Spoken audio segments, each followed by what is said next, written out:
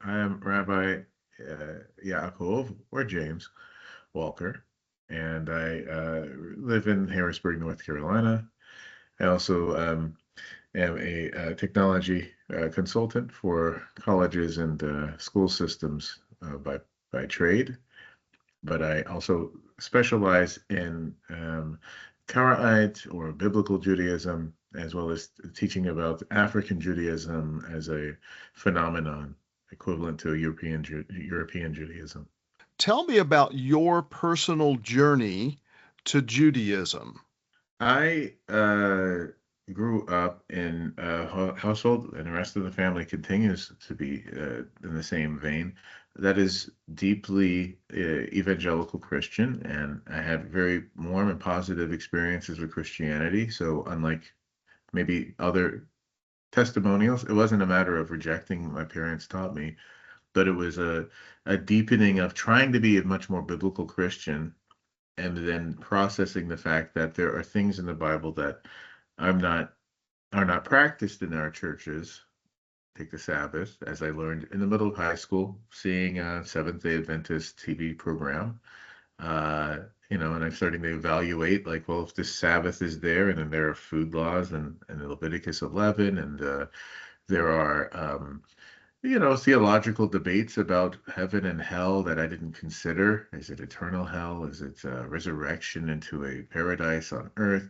You know, I started to reevaluate, where does my theology come from? And this is just what I did, on weekends as a teenager in high school, which is around the year 2000, like 10th grade for me would be the year 2000. And it led me to begin learning also about so-called Messianic Judaism, Jews who believe in Jesus and are really trying to convert Jews into Christians who are evangelical, where their material actually helped work the other way around. As an evangelical, it helped for the first time introduce me as a young black man living in the suburbs of Charlotte, where there aren't really any Jews to speak of that I could interact with, to start to be enamored with this idea that there's not only just like, okay, Sabbath or a feast day or a dietary law, but like that's all part of Judaism, an existent way of life that predated Christianity. And that I wanted to then therefore start from the beginning of the Bible, which of course is Genesis, and move forward and learn all I could from all of these sources. I'm trying to maintain a evangelical theology throughout this whole thing because I had no issue with it. I was almost like an apologist, if you could say. So if a friend came along who's a Muslim or something, I'm going to defend Christianity in high school, right? A friend was Jehovah's Witness. I'm going to defend Trinitarianism. But I see the argument that that is something that was the highly debated piece of Christianity that is just assumed to be a fact, the divinity of Jesus Christ, for example. So I'm trying to marshal all of the evidence, but then I'm realizing some things I'll concede on. Dietary law, Sabbath, I would start keeping the Sabbath in whatever way I knew how. Mainly, I can't do chores, Dad, because it's Saturday, and the Bible says no work on Saturday, right? So not too bad, right, for a teenager to say I don't have to do chores, right? So, but then I would use that time to kind of deeply study and get a Hebrew Bible, a Tanakh, and start to learn Hebrew. I see the Messianics using these Hebrew words, Shabbat Shalom, and these other terms that seem so exotic. So I want to learn this. I'm very good at languages. I love programming. It's what I usually do. So I like the idea of source code. And it resolved for me what was happening, which is there are as many Bible translations as there are denominations, it seems, in English. And I could see for myself, in a hotly contested proof text, the Hebrew, when you look at it interlinearly, one word at a time, can be very clear, but then the English translations can be very divergent, especially on points of Christian theology. Like, is it a virgin is going to conceive, or is it a young woman is pregnant? Young woman being pregnant at the time of the prophet Isaiah in 700 something BC versus a virgin will become pregnant, which is the miracle of the conception of Jesus Christ centuries after the prophecy of Isaiah. Those small little grammatical differences started to allow me to see why there was so much infighting amongst Christians. And by the time I was in senior year, my Black identity and the, let's say, Hebrew or Israelite or Jewish identity now directly mesh. You imagine I would be thinking, I'm the only Black person who's thinking like this. I'm eschewing pork and shellfish and doing certain things or not doing certain things on Saturdays and trying to learn Hebrew. And then a girl on my bus appears in January 2002, just a few months after 9/11. And she's on my bus route and she's got a Star of David on. I'm like, oh my gosh, you know what that is? And her name is Elishaba, which I know is a Hebrew name. It's the name of Aaron, the priest's wife. And she's a Black girl from New York, but she always wears skirts. And it's just like, yeah, I know what this is. She's like so matter of fact about everything. Everything that took up to that point, like a year and a half of discovery. And it's like, yeah, of course. Like, well, when did you leave the church? Like, we've never been in a church. What are you talking about? We've always been keeping Torah. Like, Black people have been doing this in this country for as long as I know in my family. And you should talk to my Ima. And it's like, wow, you know the word Ima. And it's just like, you're like, please, like Ima means mom in Hebrew. Like, it's like just again, matter of fact, you know?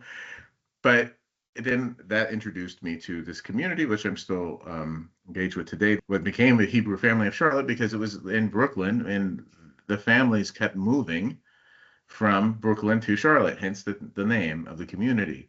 This is a community that for generations have been keeping the Torah, living an observant life, but they're not messianic at all. They don't make use of the New Testament at all. Most people don't even know quite how Christianity works, other than that they are very clearly not Christians, right? And they're not to be confused with messianic. So you taught yourself Hebrew in Hmm. high school.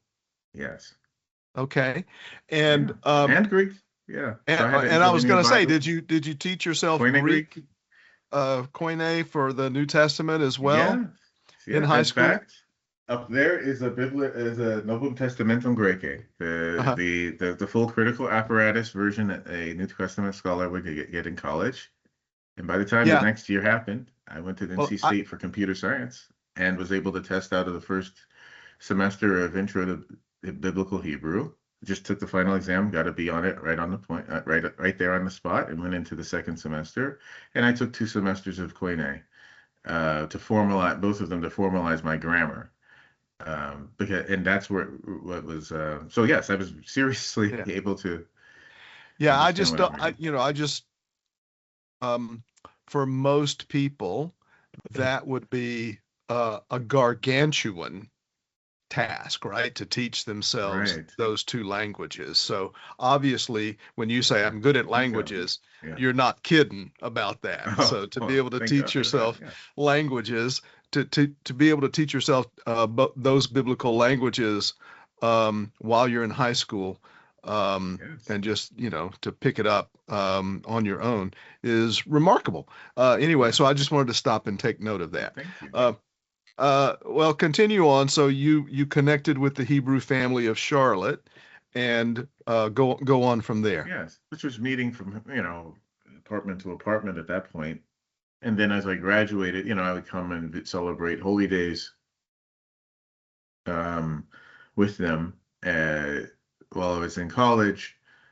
But I would, again, in my heart, I'm like, well, I'll teach them about Christ, I'll get, I still have that evangelical in me, right? Like, it's like, wow, this is amazing. It's the first time I see people in another faith, basically, because they can have a fully enriched service, but there's no mention of anything about, Christianity. It's just not even like it's a response or it's anti. It's just what a service is. You go through the weekly reading of the law of Moses and work your way through from Genesis to Deuteronomy over the course of the Hebrew calendar, one week at a time, one Sabbath at a time, and you read the prophecies of the week that correspond. It's called the Haftarah. By the time I was in college, I actually would go with other Sabbatarian groups. So I'm beginning to find groups that have that evolved theology, but they also keep the feasts of the year, the Hebrew calendar feasts. But then I also worship in an environment that is all black and keeping Torah fully, and they're not trying to reconcile anything in the New Testament. By 2005, I'm also able to now type and write in Hebrew, and I started to see that there were debates about the calendar. How do I know when the beginning of the year is biblically? Well, it's based on the beginning of springtime in Israel. And how do you know when it's springtime in Israel? And then the first crescent that's seen in Israel, that's the first crescent moon of the year. And they would say, well, how do you know this? Well, they're of the tribes of Israel and the people of Israel, there were a group called the Karaites, which it's a word you don't even hear about, meaning Kara is to read. So it's like saying scripturalists, textualists. They preserved the Masoretic text of the Hebrew Bible, and they only hold that the Hebrew scriptures are inspired. Rabbinic literature is not. So if rabbinic literature has a contradiction, you go with what is rational and scriptural, which sounds very satisfying to me. So I was interested in these debates. And then the last piece of it is by 2006, that's where I'm able to type and correspond and write back and forth in Hebrew.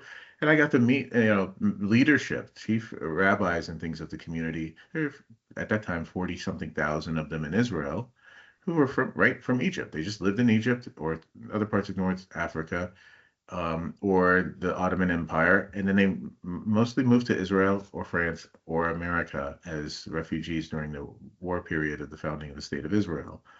Here you can just ask them, what do you all do? It's an obvious thing. Yeah, you look we're in Israel, we look at the moon, we look at the crops, we see it's springtime.